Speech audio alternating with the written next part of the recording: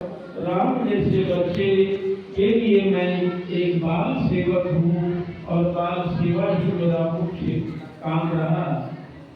और जब तक मैं इन बच्चों के समक्ष रहूंगा, उनकी सेवा ही मेरा परम कर्तव्य होगा। आपके बच्चे में जो मिला है, मैं उसे विकसित करने में अपना पूरा सहयोग करूंगा। जरूरत है आपके आशीर्वाद और सहयोग की। आप हमें आशीर्वाद देंगे तो मैं अवश्य आपके बच्चे को सफल बनाने में खुद भी सफल हो जाऊंगा। अतिथि के रूप में आपने यहाँ अपना मूल्य समय दिया, ये बहुत सौभाग्य की बात है। जब जिस घर में अतिथि आ जाता है, उस घर का गौरव बढ़ जाता है। स्वयं रामचंद्र जी जब सबरी माता के घर में आई तो मगध ऋषि ने कर दिया था, सबरी तुम इस आश्रम की बहुत सेवा की हो, तुम्हें कहीं जाने की आवश्यकता नहीं है। खुद राम यहाँ आएंगे, तुम्हें दर्शन देंगे, तुम्हारा जीवन धन्य हो जाएगा, तुम्हारा उद्धार हो जाएगा। और रामचंद्र जी जब आए तो सबरी माँ प्रेम से व्याकुल हो गई और वो कहने लगी, मेरी कुटिया के भाग जल जाएंगे, राम आएंगे आएंगे, और राम आ ही गए। वैसे भगवान जब दुर्योधन के घर गए, उन्हें प्रेम वार्ता के लिए, उन्हें अच्छी सीख देने के लिए कि महाभारत का युद्ध टल जाए, लेकिन उन्होंने नहीं माना और कह दिया कि सुई के नौ के बराबर भी नहीं दूंगा बिना युद्ध से, और वह महाभारत का काम बना। लेकिन वही कृष्ण जब अर्जुन को युद्ध करने की प्रेरणा देने गए, उन्होंने कहा मैं युद्ध नहीं करूंगा, और उनको जो उपदेश दिया वह गीता का उपदेश बना। तो इस प्रकार भगवान कृष्ण अतिथि के रूप में पधारे हस्तिनापुर, और युद्ध क्षेत्र में सारथी के रूप में अर्जुन के साथ। इस तरह के अतिथि का बहुत सारा उदाहरण मिलता है हमारे पुराण शास्त्र में। ये बात राजा बलि के यहाँ भी बावड़ रूप में भगवान पहुंचे उनको छलने के लिए। उनके हाथ में दीक्षा पात्र, कमंडल, कंठी माला, आसन और छाता। ये जब बलि के दरबार में पहुंचे तो उनके स्वरूप को देखकर बलि बड़ा प्रसन्न हुआ। ऐसा अद्भुत चेहरा तो मैंने कभी देखा ही नहीं, और आज इन्हें कुछ भी देना हो तो मैं इनके लिए सारा अपना खजाना राजपाट लुटा दूंगा, लेकिन इन्हें मैं द्वार से खाली जाने नहीं दूंगा। उन्होंने नतमस्तक होकर प्रणाम किया और कहा, ब्रह्मदेव आप क्या चाहते हैं, मुझसे मांगे। तो ब्राह्मण देव ने कहा, मुझे क्या चाहिए, मुझे कुछ नहीं चाहिए। कंदली पथरीली भूमि में चलने के लिए पैर में खड़ा हूं, है जमीन पर बिछाने के लिए आसन है, पानी पड़े या धूप हो उसके लिए छाता है, मुझे और क्या चाहिए। मैं कभी किसी से मांगता नहीं हूँ। देखिए अतिथि कैसे हैं, स्वागत करने वाले कैसे हैं। अतिथि का मुझे कुछ नहीं चाहिए, और गिरी स्वामी कर रहे हैं, राजा बलि कर रहे हैं। देखिए मेरा तो नियम है, अपने द्वार से किसी को खाली जाने देता नहीं हूँ। तो बाबा भगवान ने कहा, मेरा भी प्रण है कि मैं किसी से कुछ लेता नहीं हूँ। तो बलि ने कहा कि ऐसा कुछ उपाय कीजिए जिससे आपका प्रण भी रह जाए, मेरा प्रण भी रह जाए। तो बलि ने कहा, तुम देना ही चाहते हो, मुझे 3 पग भूमि दान में दे दो। तो बलि हंसने लगे, आपके पैर इतने छोटे छोटे हैं, 3 पग भूमि तो बहुत कम पड़ जाएगी। आप कुछ विशेष मांगिए, या मैं आपके लिए महल बनवा देता हूँ। नहीं, मुझे महल नहीं चाहिए। तो कुछ विशेष मांगिए। बहुत कहने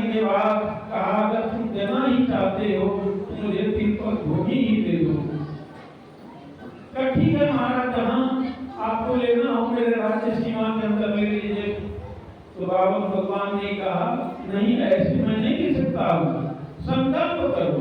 कई छोटी सी दान के लिए संकल्प किया, अपना संकल्प का मैं लेता नहीं हूँ।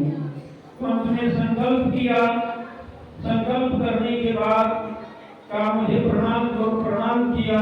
जैसे प्रणाम किया तो उन्होंने अपना विराट रूप दिखलाया। वहां उनके दैत्य गुरु शुक्राचार्य मौजूद थे। उन्होंने अपनी दिव्य शक्ति से देखा कि ये 52 तिरपन नहीं पूरे 55 है। उन्होंने बलि को संकेत किया, बलि देखो ये कोई नहीं, भगवान नारायण है, इनको मना कर दो नहीं तो तुम्हारा सब चीज नष्ट हो जाएगा। बलि बड़ा प्रसन्न था कि जिस भगवान के द्वार पर दुनिया मानी जाती है, वे भगवान आज मेरे द्वार पर आए हैं, मैं तो अपना सर्वस्व लुटा दूंगा। और भगवान ने अपना विराट रूप प्रकट किया।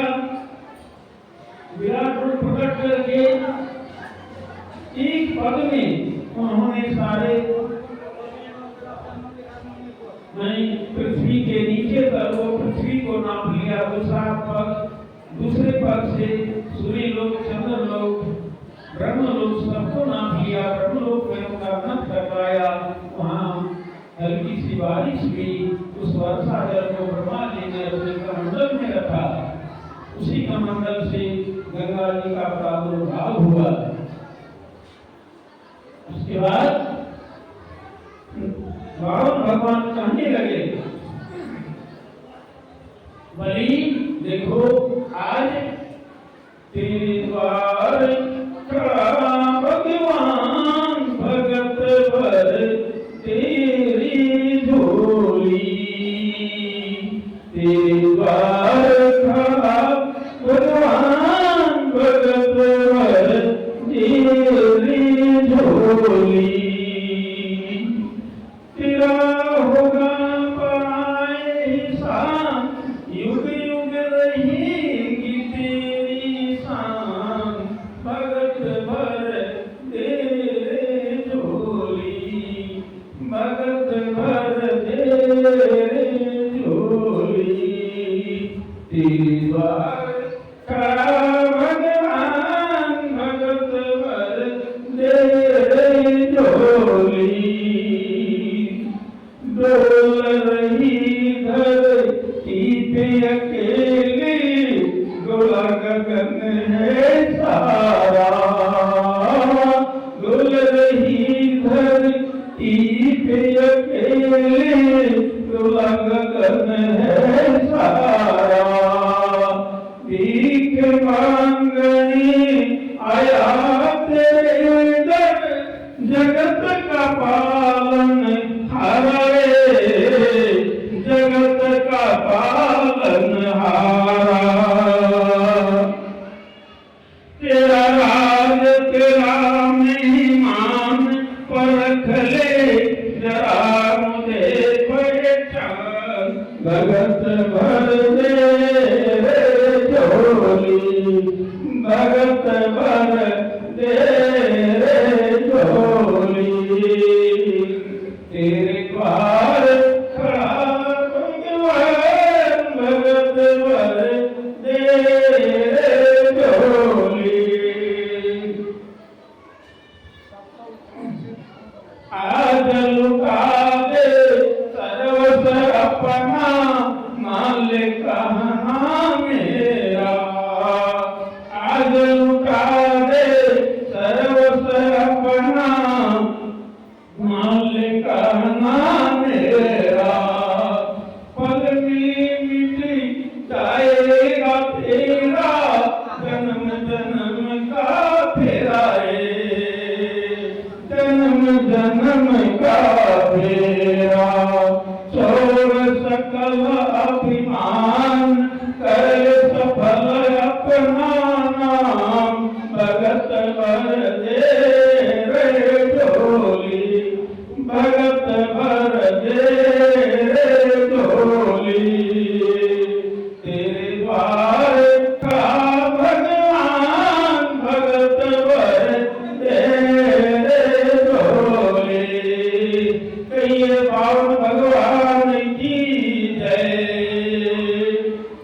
प्रकार बावन भगवान को तो छलने गए थे, लेकिन बावन भगवान छलने गए थे बलि को, लेकिन बलि बड़ा प्रसन्न था कि आज मुझे महादान का अवसर मिला।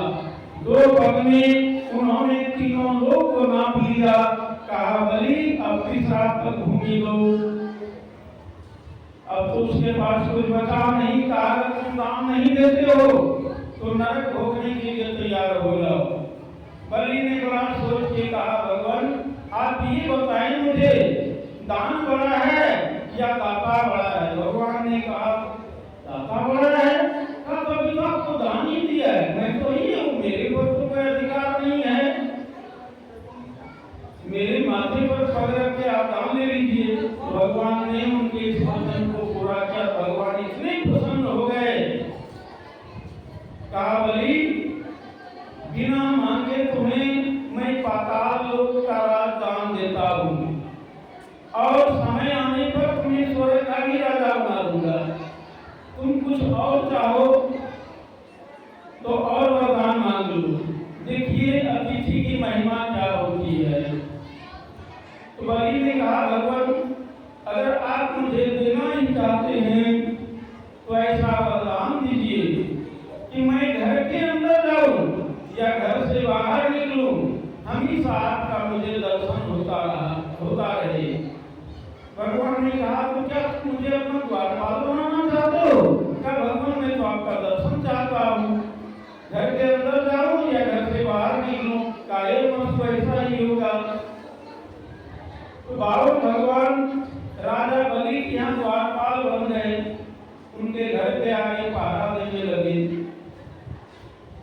इसलिए आज हम लोग अपने अपने घरों के आगे देवी देवता या भगवान का चित्र टांगते हैं ताकि उन पर हमारी दृष्टि पड़ती रहे और उनकी कृपा हमारे ऊपर बने रहे।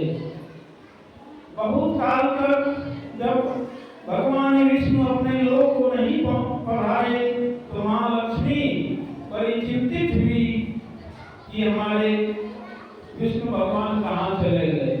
नारद जी से पूछा तो नारद जी ने कहा आजकल तो भगवान ने नौकरी कर ली है, महीने में आपको पेमेंट जरूर दे देंगे, अभी मिला है कि नहीं। तो विष्णु भगवान ने कहा नारद पहली क्या बुझाते हो, सही सही बताओ कि हमारे प्रभु कहाँ हैं। कहा माता ये तो द्वारपाल बन के बलि राजा के दरवाजे पर हैं। कहा तो उनको छुट्टी कैसे मिलेगी। कहा कोई उपाय नहीं है, बस उपाय यही है कि तुम उनकी बहन बनकर जाओ और उनके हाथ में रक्षा बंधन बांधो और उनसे दक्षिणा में तुम अपने पति को वापस ले आओ। माता लक्ष्मी ने वही किया। राजा बलि के दरबार में गई और बलि राजा के हाथ में राखी बांधी और कहा भैया तुम मेरे पति को वापस दे दो। वहां से विष्णु भगवान को लेकर अपने धाम को लौटे। तो अतिथि की ऐसी महिमा है, वे किसी से कुछ लेते हैं तो कभी कभी लेने के बदले उन्हें देने पड़ जाते हैं तो भगवान को भी खो देना पड़ा। वैसे अतिथियों का मैं अपने हृदय से सम्मान करता हूँ और इतना कहकर ही अपने वाणी को विराम देता हूँ।